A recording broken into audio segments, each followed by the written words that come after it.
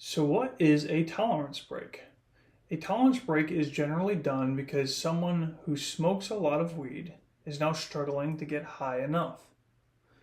It's a sign they are addicted, even though they're taking a tolerance break or detoxing. As when one does that, it's often viewed as being in control of the substance versus being controlled by the addiction. Most, if not all, addictions have this justification. It doesn't necessarily mean it's just subject to marijuana.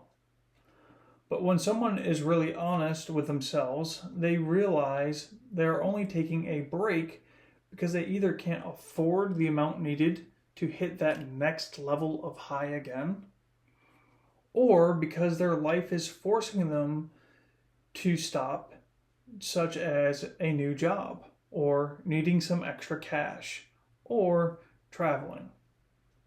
Very few times is it done as a sobriety trial run, trying to actually stay off of marijuana in general.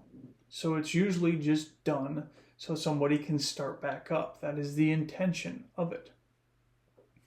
So if weed is not addictive and you're not smoking to feel better about your life or what's going on with your emotions internally, then why are you really smoking? What's better? What would be a better use of that money that you spend on marijuana in your life? How much have you spent on marijuana even thus far? And if this continues, how much more will you spend in the future? Because let's face it, inflation is on the rise. Our dreams, goals, and ambitions are actually getting more expensive to achieve. If you want to be a house owner one day, you're going to need to have enough for at least a down payment with a first-time homeowner's loan. And so, really, the amount of money that you've already spent, depending on the amount of years that you've been smoking, could actually be around in that 10 grand mark to where you could have put down that money and getting into a piece of property or land. So, what's the consequences going forward in your life if you continue to escape your reality? If you continue to justify that this is just something that you do to enjoy, that it's not a addictive substance, it's not something that you can't just walk away from. Because a lot of people only walk away from it to return. The whole intention of a tolerance break is to bring down the tolerances that they have so that they're not spending as much money to get high again, to deal with the stressful job, to deal with the stressful events in their life or the relationships or just the internal struggles that they may have. So if you're not facing what's going on in your life and you're always finding a way or a reason to just come home and chill, to escape your internal reality as well as your external reality, then really how much different is your life going to be in the next 5 years? Has your life year to year been noticeably different? Have you gotten promotions? Have you started that side hustle? Have you gotten back into the gym? Are you changing up your diet? Have you tried to get more dates? Are you pushing yourself to a new level of self-performance or self-growth? So if you're not doing much different than you were 5 years ago and you were still smoking back then, chances are that in the future, in the next 5 years, you're probably not going to do that much more. Now, as much as you may be laying idle in your life, it doesn't mean that life is going to be laying idle as well.